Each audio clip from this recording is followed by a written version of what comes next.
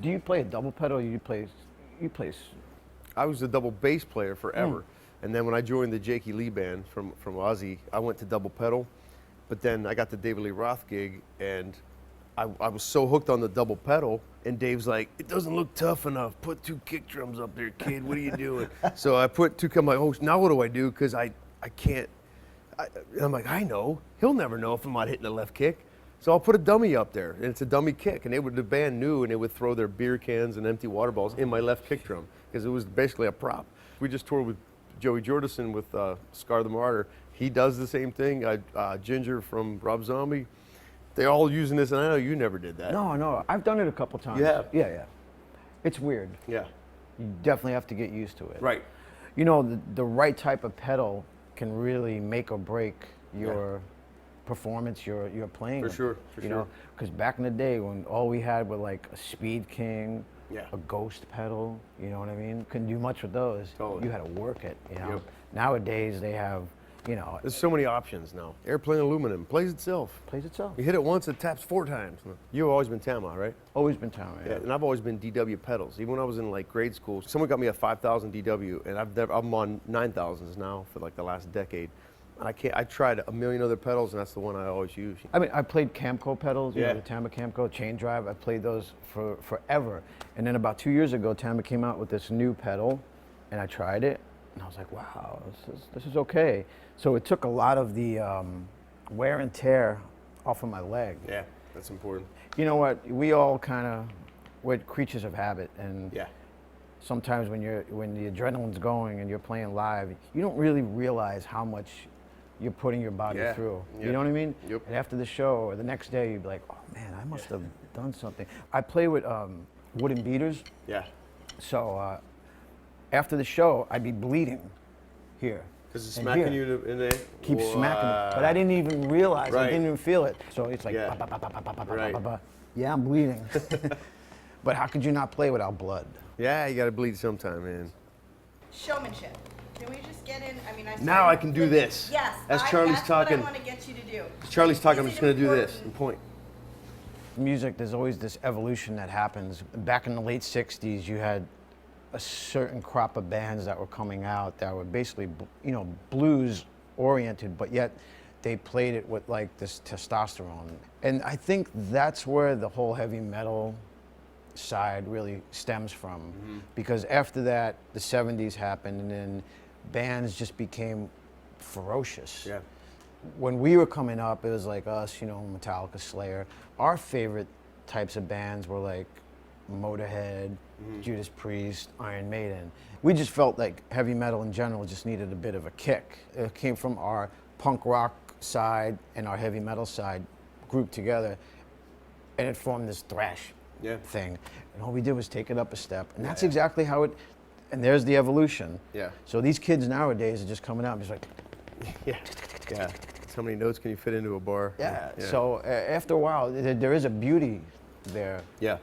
When I really started getting into Anthrax and like the whole, I was a total Priest head and Sabbath, and you guys took it up a notch, many notches, because it was like there was a fire about what you guys were doing, and it left such a mark. It was weird because I was always on the heavier side of things, you know, but I was never in one specific band because I had a lot of failed original bands. I would join a national band, like I joined Jakey Lee from Ozzy and toured with him for a couple years, and then I joined like David Lee Roth. I was playing with him for 8 years, which is totally not metal. Whoa. But I always had a heavier approach when I played with Dave because I have that background, you know, so he'd always tell me, you hit pretty hard, kid. We got a long show, we're opening with Hot for Teacher. You better calm down, Charlie. You know, Dave used to go, take the drummer to Starbucks, he's dragging.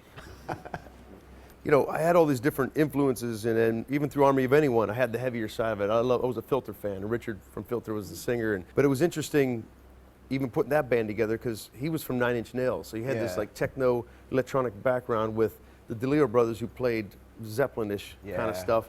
Me I'm all over the gamut background wise, and then to put that all together to see what happens is really cool, you know. With Korn, it's like we released a full-blown dubstep record, you know, which pissed a lot of fans off on the last record, but we also gained a bunch of new ones.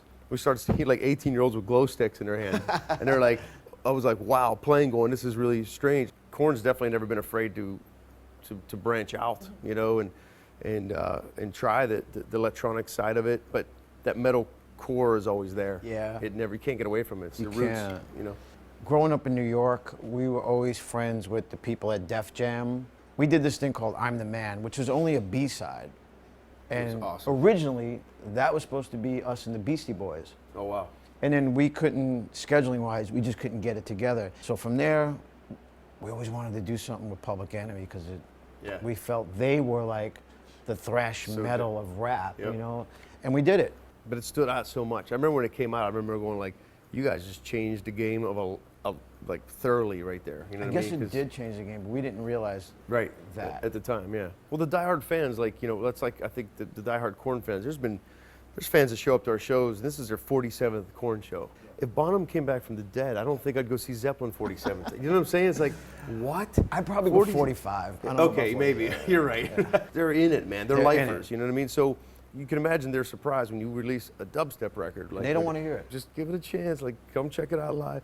You know, You just made it, give it a chance. give it a chance. See, sometimes, especially a lot of heavy metal people, if you don't give them this, Yeah. they don't want to hear it. Nope. If you go this way, if you go that way, it's like, some of them will go with you, but then Yeah. come back please to that. Yeah, exactly. Yeah, we'll sit this one out. We'll sit this tour out. I'll deal with this for a little bit, but please come back to what you Well, really look at Ace. It's funny. I was reading an Angus Young interview, and they go, Angus, you've been accused of releasing the same record for the last 22 years. He goes, you're absolutely wrong. We released the same record for the last 24 years. And it's just like, yeah, but that's their formula. The fans know what they're going to get on the next AC. It's like, why change it? I don't mind that No, I don't either. with them. Oh, here's the lick that made us yeah, we both didn't- famous. Now he'll do This a paradiddle. Paradiddle. I like the double strokes. Inside 5, that's my favorite rudiment of all time.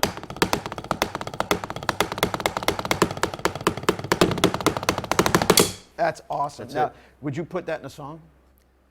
Not a Britney Spears song, but I would probably put in I would put it in actually on the KXM record, there's one that goes,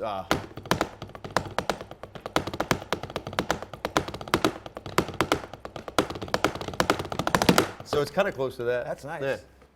See? All those years, you just, because that's the one thing, you know, you put a rudiment in a song, Yeah. you don't even realize you did it. Exactly, yeah, yeah. It's like we did this song years ago, and it has a paradiddle. Yeah. I didn't even realize it, and Dimebag said, you know that little paradiddle thing that you do? I'm like, what paradiddle thing? Yeah. He's like, you put it in there. And I'm like, You're like, what? that is a paradiddle. You're like, wait, Dimebag, why do you know it's called a paradiddle? He knows it's a paradiddle. That's all, yeah. Yeah. So Yeah. there you go. Unless we're on the road, we don't really, you know. Exactly. But I'm going to try and make a real effort to stay in touch and talk every Yeah. day. And Text. We're gonna text each other all day long. hi, Dang it, Charlie! Quit texting me. how are you? So upcoming, what's coming up with you?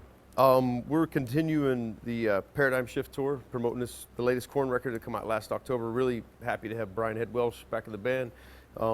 Yeah, I mean, Awesome. wow! It's I've always wanted since I got the gig, the 4 original up front and me in the back. You know, it's the chemistry is just really great now. You know, And there's- visually too. Yeah, totally, man. There's something. They have this thing that no one really does. You know. Korn. Yeah, it's Korn. But I'm really stoked about my side band too. It's called KXM, and it's George Lynch from legendary from Dokken and Lynch Mob, and it's Doug Pinnick from King's X, which is One of my favorite bands of all dude, time. right? I mean, I would fly to other states just to go see King's X. I'm just a Love 'em. geek. You know, they have a cult following. You know, he has so much soul in his voice. So he's playing bass and singing on it, and it's going to be released later in the spring. Really stoked about that. Awesome. So, how about yourself? What's going on? We're working on a new record. We had we released a record 2 years ago called Worship Music, and it was our first record in 7-8 years, and it was our first record with Joey back in the Yeah. band, and it was received really well, and we loved it, and it sold really well for us, so we were stoked, and it really put us back on the map, Yeah. because we went through a period of peaks and valleys. Yep. How many years has it been? How about Anthrax? I don't even know. Let's say since the Yeah, let's say since the Beatles run that Stone Age. Yeah. No. Well, Korn. This is their Korn's 20th. You know, it's my 7th year in the band. It's their 20th coming Yeah. up. So that's, I mean, you guys, 30. 30, something, wow. Yeah. So, So awesome. we were right out of high school doing Sure. it. But so we have that. And then we all have our little things that we do. Scott's doing his spoken word thing. I'm doing some coffee thing because I eat, sleep, drink coffee. Yeah. And, you know, a couple other things I like to do. You know, I'm trying to do a comic book at some point. That's awesome. But sometimes our kids kind of take away our time, Yeah. and then we just By say, far. well, I'll put that to the side Yeah. and take her to Disneyland. Yep. Yeah, totally. How many days have you done that? I mean, mine's almost 3 years. What, 8? Mine's 8, just turned 8. Dude, everything revolves around the kids, obviously, you know, and it's like, I feel guilty. If I step in my studio for 10 minutes and I come out, he's like, Daddy, how long are you going to be? Like, you going to be there much? I'm like, oh, that's it. Boom, and the sticks go down. Sticks and go down. We go to California Adventure. Let's go do something. Yeah. That's let's go do something. But Yeah. you know, it's important. Yeah. Because when time goes by too fast, and Yeah. like I just remember, I was in Denver on my way to Denver on tour, and I got the call, get home. Yeah. Flew right home. Yep. Watched, you know, birth of my daughter, Yeah. and it's something that you don't want to miss that. Nope. You know, you can miss that Super Bowl game, Yep. but you can't miss that. Exactly. Yep. So, and I pretty much treasure that. Yeah. So Comes down to family. It's family's everything. You know. everything. We gotta go. We got to bail. Charlie and I got to get back to some business, but dude, it was great talking to you, brother. Same here, dude. I Much enjoyed respect. this. Can we do this again? Yeah. Maybe not on TV, but.